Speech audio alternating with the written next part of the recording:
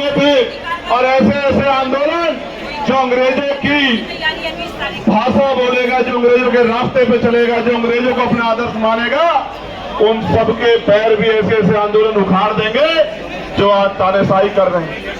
क्यों नहीं?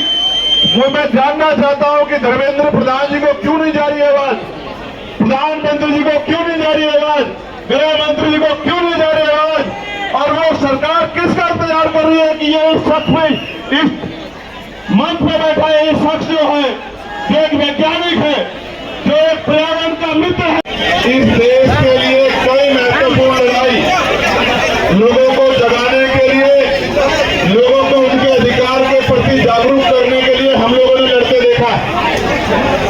और अच्छी बात यह है कि वो अपने लिए नहीं लड़ रहे हैं, ना उनको नौकरी चाहिए, ना उनको कोई पेपर लेना, ना उनको कोई नौकरी चाहिए सरकारी, ना उनको कोई पेपर देना है।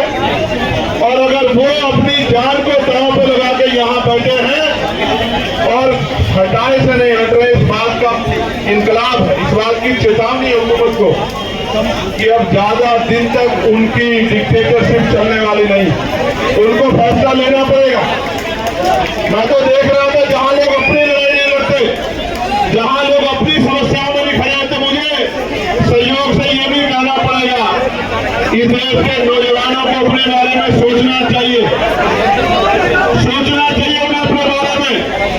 आज वो इसलिए घर से बड़े पैमाने पर नहीं निकल पा रहे हैं क्योंकि घर के लोगों को लगता है कि अगर वो जाएंगे तो किसी मुसीबत का सामना करना पड़ सकता है।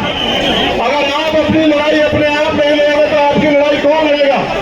मैं पूरे धन्यवाद देता हूँ उस मंच को, वो हमारी बहनें, हमारे भाई जो बेटे हैं भूख हड़ताल पे, अनशन पे, जो डटे हुए बारिश में, तूफान में, गर्मी में, सर्दी में।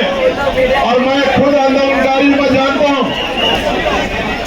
कि जब कोई आंदोलन करने निकलता है तो उसको कितनी तरह का सामना करना पड़ता है, उसमें सवाल खड़े किए जाते हैं, उसकी नैतिकता को गिराने के लिए प्रयास किए जाते हैं, उस पर आरोप लगाए जाते हैं कि इनको फंड कहां से मिल रहा है, इनको सुविधा कहां से मिल रही है, ये इस पार्टी से ऑर्गेनाइज है, ये इस संगठन से ऑर्गेनाइज है, ये मैं इसको देख के क्या कहूँ, ये किससे ऑर्गेनाइज हो सकते हैं?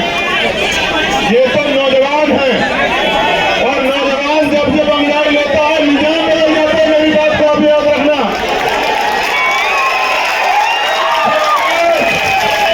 जो आज चुप है उनको कल तय करना पड़ेगा। ये लड़ाई किसी दल की नहीं है, ये लड़ाई भारत के युवाओं की लड़ाई है और जो लड़ रहा है उसको भी लोग देख रहे हैं और जो चुप है उसको भी देख रहे हैं। लोग ये भी देख रहे हैं कि कौन खड़ा है और कौन सिर्फ जो है किसी नुकसान का इंतजार कर रहा है। ये बड़े बड़े इंपोर्टेंट लोग आज मैं इस मंच पे देख रहा हूं। प्यारे साथियों, मैं तो खुद एनएसए में कहा 16 महीने के लिए जेल में और निर्दोष होते हुए रहा। उसके बाद दिल्ली कई बार यहाँ प्रदर्शन करने आया तो रास्ते रोकने गए, बैरिकेडिंग लगा दी गई, बड़े बड़े पुलिस ने साइन बोर्ड खड़े करके तमाम तरह के प्रयास किए, डिटेन किए गए। लेकिन जब कोई क्रांतिकारी किसी अक्षर के लिए निकलता है, किसी जंग के लिए, किसी लड़ाई के लिए निकलता है, किसी संघर्ष के लिए निकलता है, ये छोटी मोटी दीवारें उनको रोक नहीं सकती। तो कई बार संघर्ष करने के बाद और जब इससे भी काम नहीं चला तो गोली भी खानी पड़ी। लेकिन मैं जिम्मेदारी से कह सकता हूँ, ये मुल्क हमारा, ये देश हमारा, हम इस देश के नागरिक हैं। इस देश के हर एक नौजवान की जिम्मेदारी